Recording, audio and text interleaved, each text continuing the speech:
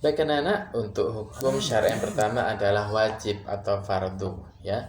Ketika kita melakukan, maka Allah akan memberikan pahala kepada kita. Nah, begitu pula sebaliknya, ketika kita meninggalkan, Allah akan memberikan dosa atau kita bermaksiat kepada Allah. Ya. Yang sudah kita ketahui ya di kelas 1 atau juga di kelas 2 terkait dengan yang wajib-wajib atau yang fardu-fardu sudah ya, kemarin sudah Ustaz coba untuk ingatkan di pertemuan sebelumnya. Ada yang namanya sholat fardu atau sholat wajib, mulai dari subuh, duhur, asar, maghrib, dan isya. Ya, itu wajib harus kita lakukan. Kemudian ada puasa wajib. Ya, setiap bulan Ramadan kita melaksanakan puasa di bulan Ramadan. Ya, tentu 1 bulan penuh ya bagi kita yang mampu dan tidak ada halangan untuk berpuasa, maka kita harus melaksanakan puasa wajib di bulan Ramadan.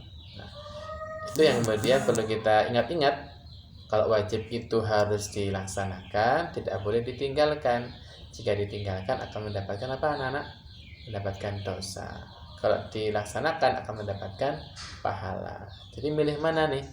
Milih dapat dosa atau milih dapat pahala? Ya tentu kita akan memilih lebih mendapatkan pahala daripada dosa.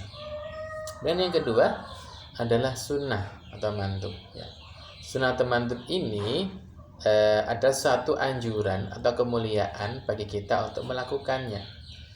Jadi nggak kemudian kalau dilaksanakan itu dapat pahala, tidak apa-apa ya, tidak hanya cukup itu anak-anak.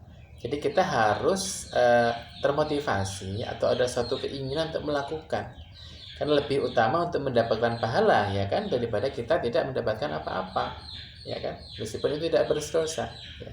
Sehingga dalam bahasa di menurut Sakofah ini adalah merugi bagi kita yang tidak melakukan ya. Kita insya Allah sudah diajarkan ya oleh ustaz kita, dibiasakan di sekolah untuk sholat duha ya.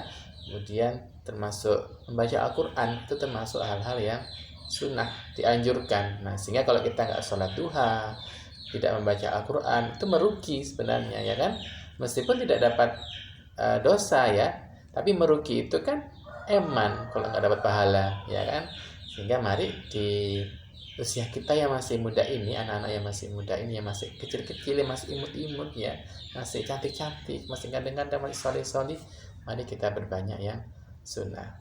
Jadi nggak kemudian tidak melakukan sunnah itu karena tidak dapat dosa, bukan ya. Tapi kita berupaya untuk melakukan yang sunnah itu dalam rangka untuk mendapatkan kemuliaan ya, yaitu apa? Pahala dan kedudukan yang lebih tinggi dibandingkan orang-orang yang tidak menjalankan yang sunnah atau yang mandub. Contohnya apa anak-anak? Ya salat duha ya, tidak ingatkan. Dan apa lagi?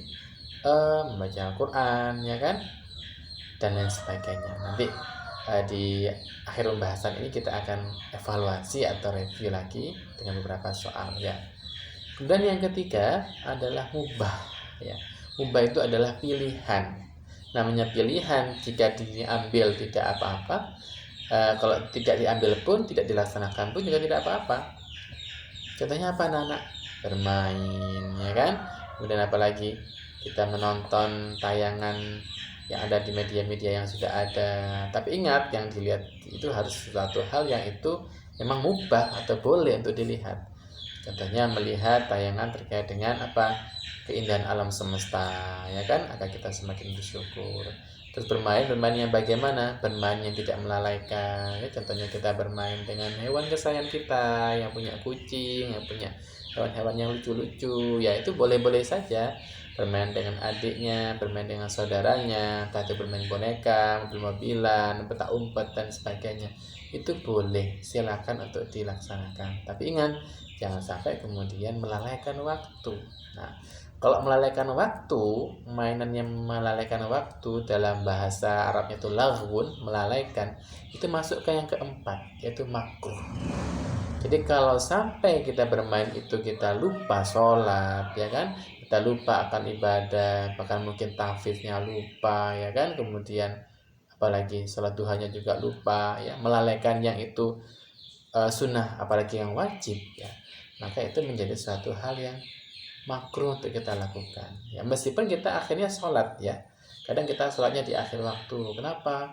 kelamaan mainnya, ya kan, kelamaan bercandanya dengan saudara, atau kelamaan mungkin keluar rumah jalan-jalan misalkan ya, kalau misalkan kondisi di luar masih aman, sehat gitu ya, kita menghirup udara segar itu kan boleh sebenarnya kan. Tapi ketika itu kita lupa akan kewajiban yang lebih utama dan itu dianjurkan oleh Allah dan Rasulnya, maka itu menjadi makruh.